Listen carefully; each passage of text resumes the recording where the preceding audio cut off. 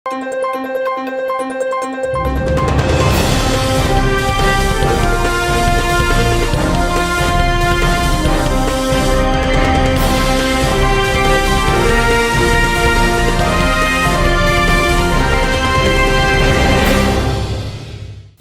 శివాబీ news కు స్వాగతం. నా పేరు శైలజ. ఈనాటి వార్తల్లోని ముఖ్యాంశాలు.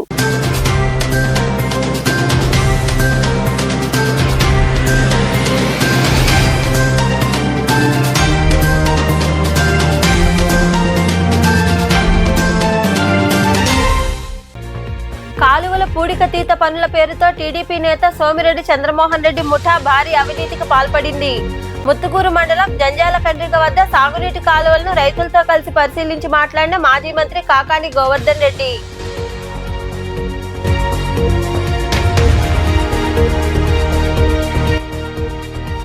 వాసవి క్లబ్ సేవా కార్యక్రమాలు అభినందనీయం.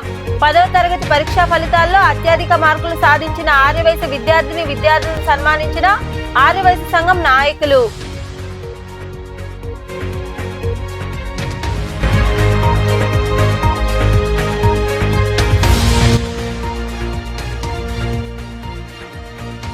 విమానానికి తప్పిన ప్రమాదం. 500 మీటర్ల ఎత్తులో ఉన్న విమానాన్ని పక్షి ఢీకొట్టడంతో శంషాబాద్ ఎయిర్పోర్ట్ లో సురక్షితంగా ల్యాండ్ చేసిన పైలట్.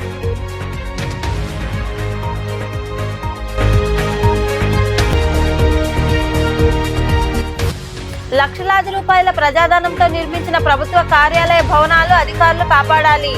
మనుబోలులోని శ్రీ శిశు సంక్షేమ రీసోర్స్ భవనం చెదలు పట్టి శిథిలావస్థకు చేరుకోవడంతో శివాబీ స్పెషల్ ఫోకస్. ముత్తుకూరు మండలం పెడతాపోలూరు పంచాయతీ పరిధిలోని జంగాల కండ్రిక వద్ద సాగునీటి కాలువలను రైతులు స్థానికులతో కలిసి మాజీ మంత్రి కాకాని గోవర్ధన్ రెడ్డి పరిశీలించారు. కాలువలు పూడికతీత పనుల పేరుతో టీడీపీ నేత సోమిరెడ్డి చంద్రమోహన్ రెడ్డి ముఠా భారీ అవినీతికి పాల్పడుతున్నారని, కాలువలు పూడికతీత పనుల కోసం కిలోమీటర్కు 10 లక్షల చొప్పున అంచనాలు వేసి టెండర్లు లేకుండా నామినేషన్ పద్ధతిపై పనులు కట్టబెట్టారని, సోమిరెడ్డి దొంగ బిల్లులతో ప్రజాధనాన్ని రైతుల శ్రమను దోచేస్తున్నాడని తెలిపారు.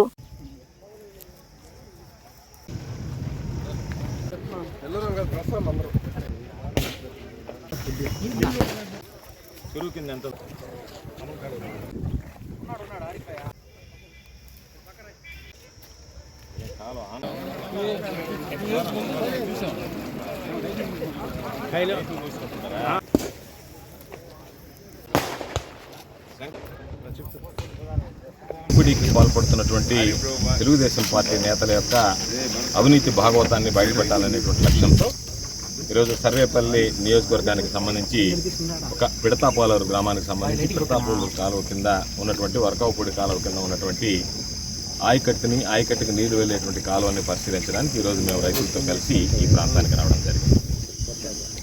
నేను అనేక సందర్భాల్లో స్పష్టంగా చెప్పాను, అయ్యా నెల్లూరు జిల్లాలో ప్రత్యేకించి సర్వేపల్లి నియోజకవర్గంలో ఇరిగేషన్ పనులు చేయకుండానే ఇబ్బడిముబ్బడిగా కోట్లాది రూపాయలు దోచుకుంటున్నారని చెప్పి స్పష్టంగా చెప్పడం జరిగింది. దాని మీద నిన్న ఫోటోలతో సహా ఆధారాలతో సహా నెల్లూరులో విలేకరుల సమావేశం కూడా ఏర్పాటు చేసి చూపించడం జరిగింది. అయితే రైతుల కోరిక మేరకు క్షేత్రస్థాయిలో ఒకసారి వచ్చి చూస్తే బాగుంటుంది అని చెప్పి కోరిన మీదట ఈరోజు ఈ ముత్తుకూరు మండలానికి సంబంధించి పిడతాపోలూరు గ్రామంలో జరుగుతున్నటువంటి ఈ అవినీతిని ఒకసారి కాళ్ళ కట్టినట్టుగా మీడియాకి రైతుల ద్వారా తెలియజేయాలనేటువంటి లక్ష్యంతో ఈరోజు ఇక్కడ పర్యటించడం జరిగింది. అయితే పాపం రైతులందరూ చెప్పారు, ఆసక్తికరమైనటువంటి అవినీతిలో కూడా ఇన్ని రకాలైనటువంటి కార్యకలాపాలు ఉంటాయనేటువంటిది ఈరోజు నిజంగా ఆశ్చర్యం వేసింది. వాళ్ళు చెప్తూ ఉంటే ఎవడన్నా ఈ రోడ్డును వెళుతూ ఉంటే ఆ రోడ్డుకి అవతల పక్క ఉండేటువంటి కాలంలో కనిపించినంత దూరం మాత్రం శుభ్రం చేసి అవతల పక్క వదిలేసేటువంటిది ఒక పద్ధతి అంట. దాని ప్రకారం ఈ పక్క ఆ పక్క కాస్త క్లీన్ చేసి వెళ్ళేవాళ్ళు తొలి సంవత్సరంలో. ఈ సంవత్సరం అది కూడా వదిలేసి బిల్లులు చేస్తున్నారు. ఆ రోజంతా కూడా ఎందుకలే మళ్ళీ మనుషులు పెట్టడం అని చెప్పి అనుకున్నారేమో. ఆ రోజంతా ఖర్చు కూడా దేనికి 1000-2000 ఖర్చు పెట్టడం దేనికి అనుకున్నారేమో. అవి కూడా లేకుండా ఈరోజు ఇష్ట ప్రకారంగా బిల్లులు చేసినటువంటి కార్యక్రమానికి శ్రీకారం చుట్టారు. ఇప్పుడు ఈరోజు మనం చూస్తున్నటువంటి అన్ని పనులు కూడా నెల్లూరు జిల్లాలో మోంతా తుఫాను వచ్చినప్పుడు నవంబర్ 2025లో అంటే దాదాపుగా 8 నెలల క్రితం జిల్లా కలెక్టర్ గారు ఆమోదించినటువంటి పనులు ఇవన్నీ. వీటిని యుద్ధ ప్రాతిపదికన పూర్తి చేయమన్నారు. దానికి సంబంధించి నీళ్లు వదిలిన తర్వాత ఆ రోజు అగ్రిమెంట్లు చేయమంటే సోమిరెడ్డి ఎన్ని బెదిరింపులకు పాల్పడినా సరే ఆ రోజు ఎస్సీగా ఉండి ఇన్ఛార్జ్ ఈగా ఉన్నటువంటి వ్యక్తి నీళ్లు వదిలినప్పుడు అగ్రిమెంట్లు చేసి పనులు చేయడం కుదరదు కాబట్టి నేను అగ్రిమెంట్లు చేయను అని చెప్పి మొరాయించడం జరిగింది. దానితో చేసేది ఏమి లేక గమ్ముగుండిపోయారు. ఆ ఎస్సీకి ఈ బాధ్యత నుంచి తొలగించారు. కొత్త ఈని వాళ్ళకి అడుగులకు మడుగులు ఎత్తేవాడిని గంగిరెద్దులాగా తల ఊపేటువంటి ఒక కొత్త ఈని వేసుకుని సెంట్రల్ డివిజన్లో ఈరోజు అగ్రిమెంట్. వాసవి క్లబ్ అనేక సేవా కార్యక్రమాలు నిర్వహించిందని 10వ తరగతి పరీక్షా ఫలితాల్లో 570కు పైగా మార్కులు సాధించిన ఆర్యవైశ్య విద్యార్థులను సన్మానించడం అభినందనీయమని, ఉన్నత స్థాయికి ఎదగడానికి విద్య ఒకటే మార్గమని ఆర్యవైశ్య సంఘం నాయకులు సోమిశెట్టి చెంచరామయ్య వెల్లడించారు.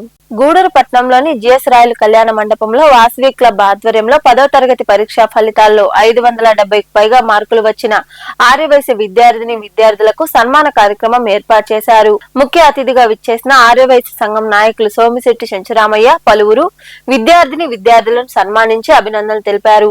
ఈ సందర్భంగా చెంచరామయ్య మాట్లాడుతూ మంచి మార్కులు వచ్చిన విద్యార్థులను ప్రోత్సహిస్తూ వాసవి క్లబ్ సన్మాన కార్యక్రమం ఏర్పాటు చేయడం అభినందనీయమని, మంచి మార్కులు సాధించిన విద్యార్థులు భవిష్యత్తులో ఇంకా ఉన్నత స్థాయికి ఎదగాలని సూచించారు. రాబోయే రోజుల్లో వాసవి క్లబ్ ఇంకా మరెన్నో సేవా కార్యక్రమాలు నిర్వహించాలని కోరారు. సుమారు అవుట్ ఆఫ్ 670 మార్కులు సాధించడం అంటే చిన్నపని కాదు. ఎందుకంటే మేము కూడా చదువుకున్నాం, కానీ మాకు ఆ రోజు చదువు మీద ఇంట్రెస్ట్ లేదు. చదువు మీద ఇంట్రెస్ట్ ఉంటే మేము కూడా ఏదో ఒకటి ఉద్యోగాలు చేసుకుంటూ మేము కూడా హ్యాపీగా ఉండేవాళ్ళం. లేఖాసులు పంపిస్తా వాళ్ళని ట్యూషన్ కాకుండా ఏదైనా తెలుసుకునేది ఇళ్లలో ఉండే తండ్రుల కన్నా తల్లులకి బిడ్డల మీద తండ్రికి ప్రేమ లేదని కాదు, తల్లులకి ప్రేమ ఎక్కువ. ఆ ఎక్కువ బిడ్డల మీద చూపిస్తూ వాళ్ళకి చదువు ఏ విధంగా నేర్పించాలా, ఏ విధంగా గేమ్స్ నేర్పించాలా, ఏ విధంగా స్పోర్ట్స్ నేర్పించాలా అని చెప్పి ప్రతిరోజు ఆ బిడ్డల మీద తల్లిదండ్రులు సారపడుతున్నారు. అందువల్లనే ఈరోజు ఆ పిల్లలు 570 పైసలు రావడం అంటే చిన్న విషయమే కాదు. అందువల్ల మీ పిల్లల్ని ఇంకా ఇంకా బాగా చదివించి అంటే ఇప్పుడు ఈ మధ్య కాలంలో వీళ్ళు కనీసం యాక్టివ్గా కూడా చేస్తూ దీన్ని ఈ విధంగా ఈ ప్రోగ్రామ్ ఎంచుకోవడం అనేది చాలా అద్భుతం అనిపించింది. అదేవిధంగా ఇక్కడ మనం చదివే రోజుల్లో 360, 380, 400 వస్తే చాలా గొప్పగా ఫీల్ అయ్యేవాళ్ళము.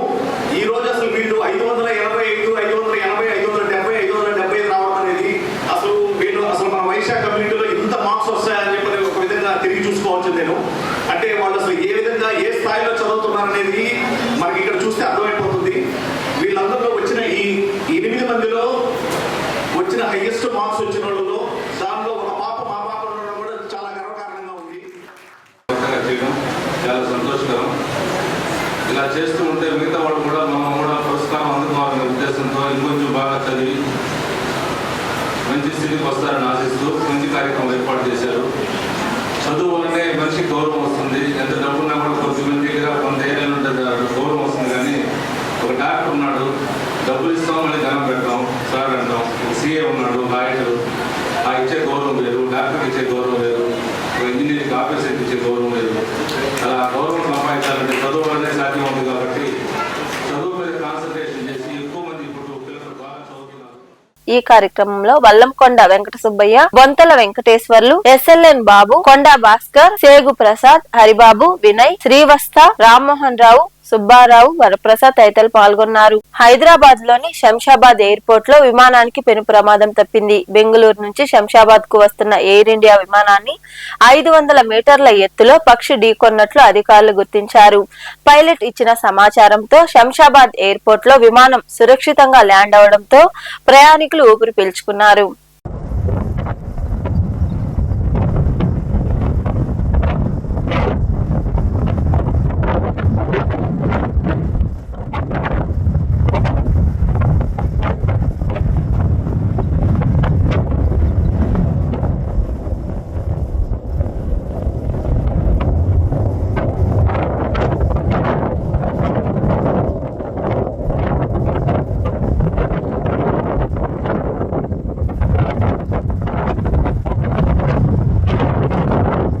లక్షలాది రూపాయల ప్రజాధనంతో నిర్మించిన ప్రభుత్వ కార్యాలయ భవనాలు అధికారుల నిర్లక్ష్యంతో చదులుపట్టి శిథిలమవుతున్నాయి. మనుబోలు మండల కేంద్రంలోని శ్రీ శిశు సంక్షేమ రీసోర్స్ భవనంను 2016లో సుమారు 9 లక్షల రూపాయల వ్యయంతో నిర్మించారు. నిర్మించి 10 సంవత్సరాలు పూర్తి కాకముందే చదులుపట్టి శిథిలావస్థకు చేరుకుంది. ఇకనైనా సంబంధిత అధికారులు స్పందించి భవనంకి మరమ్మతులు చేపించాలని స్థానికులు కోరుతున్నారు.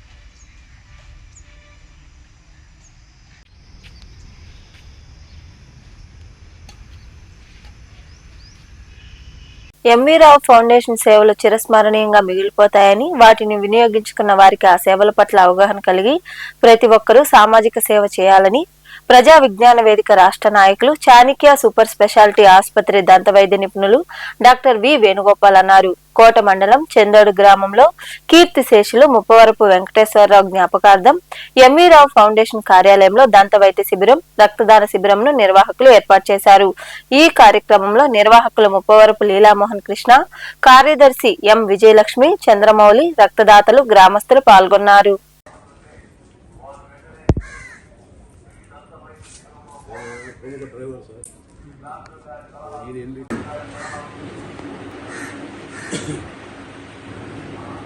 ఈరోజు ఆయన పేరిట ఏర్పాటైన ఎంవీ రావు ఫౌండేషన్ కొత్త నిధులతో చేసే కార్యక్రమాలు. ఈ ఎంవీ రావు ఫౌండేషన్ ప్రతిరోజు ఏదో ఒక కార్యక్రమం నిర్వహిస్తుంటుంది.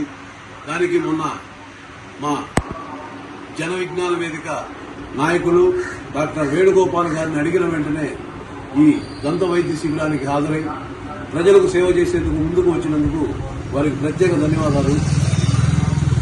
అదేవిధంగా మన గూడూరు మెడిపల్స్ రక్తనిధి కేంద్రం డాక్టర్ సురేష్ గారు అడిగిన వెంటనే రక్తదాన శిబిరాన్ని ఏర్పాటు చేసి ఈరోజు ఈ కార్యక్రమాలు నిర్వహిస్తున్నందుకు చాలా ఆనందంగా ఉంది. ప్రతి ఒక్కరూ ధన్యవాదాలు. రక్తదాతలకు మా స్వాగతం, సుస్వాగతం. ప్రతి వారం వాళ్ళ తండ్రి గారైన ముప్పవరపు వెంకటేశ్వరరావు గారు ఈరోజు ఆయన చనిపోయిన దినంగా ప్రకటించారు. ఆ దినం రోజు ఈరోజు ఇక్కడ 17వ తేదీ డెంటల్ క్యాంపు నిర్వహించమని అడిగారు. దానికి అనుగుణంగా ఈరోజు ఈ ఊర్లో విద్యానగర్లో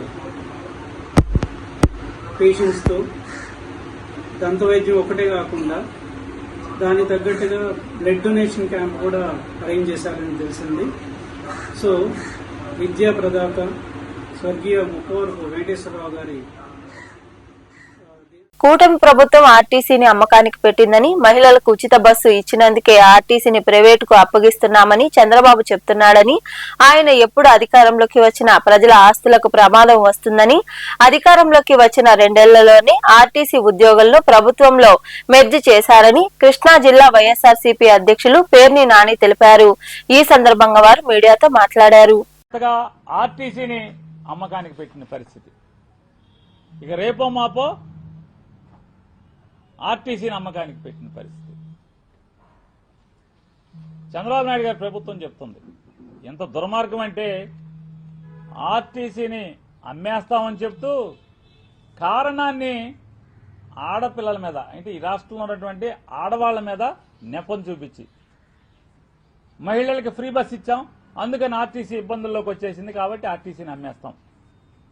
డీజిల్ భరించలేం. డీజిల్ భరించలేకపోతే చంద్రబాబు నాయుడు గారు మోడీ గారి ద్వారా ఇప్పుడు మీరు తెచ్చే కరెంటు బస్సుల్లో 750 బస్సులు తెస్తామంటున్నారు కదా, ఆ బస్సుల్లో ఆర్టీసీ భరించగలరా, ప్రజలు భరించగలరా? 2000 అసలు చంద్రబాబు నాయుడు గారు ఎప్పుడు ఎక్కినా కూడా ప్రజల ఆస్తులకి అన్నిటికీ కూడా ప్రమాదం పొంచి ఉంటుంది. చంద్రబాబు నాయుడు గారు ఎప్పుడు ఎక్కితే అప్పుడు ప్రజల ఆస్తులకి, ప్రజల సంపదకి ప్రమాదం పొంచి ఉంటుంది.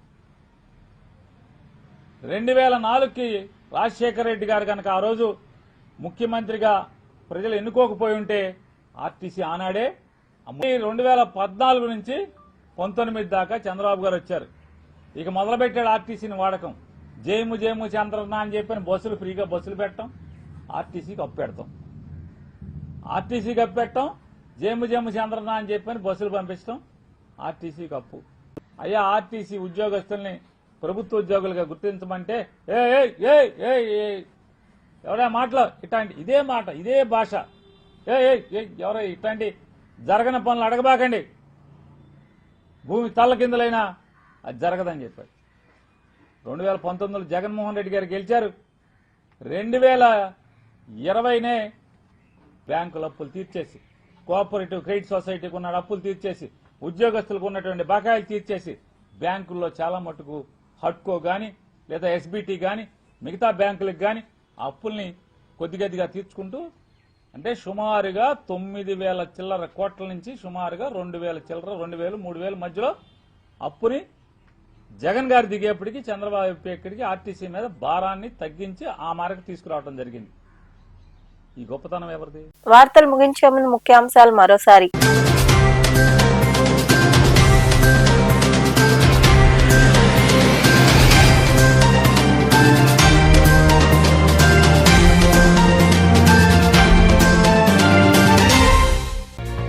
కాలువల పూడికతీత పనుల పేరుతో టీడీపీ నేత సోమిరెడ్డి చంద్రమోహన్ రెడ్డి ముఠా భారీ అవినీతికి పాల్పడింది.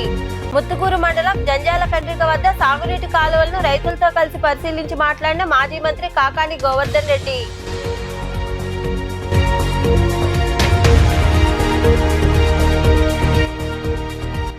వాసవి క్లబ్ సేవా కార్యక్రమాలు అభినందనీయం. 10వ తరగతి పరీక్షా ఫలితాల్లో అత్యధిక మార్కులు సాధించిన ఆర్యవైశ్య విద్యార్థులను సన్మానించిన ఆర్యవైశ్య సంఘం నాయకులు.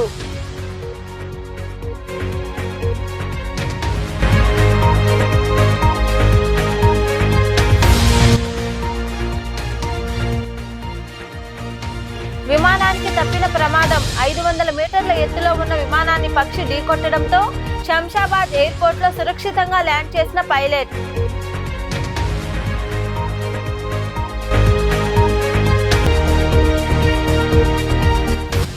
లక్షలాది రూపాయల ప్రజాధనంతో నిర్మించిన ప్రభుత్వ కార్యాలయ భవనాలు అధికారులు కాపాడాలి. మనుబోల్లోని శ్రీ శిశు సంక్షేమ రీసోర్స్ భవనం చెదలుపట్టి శిథిలావస్థకు చేరుకోవడంతో శివాబీ స్పెషల్ ఫోకస్. ఈ వార్తలు ఇంతటితో సమాప్తం. తిరిగి ప్రసారమయ్యే శివాబీ న్యూస్ లో మళ్ళీ కలుసుకుందాం. అంతవరకు సెలవు. నమస్తే.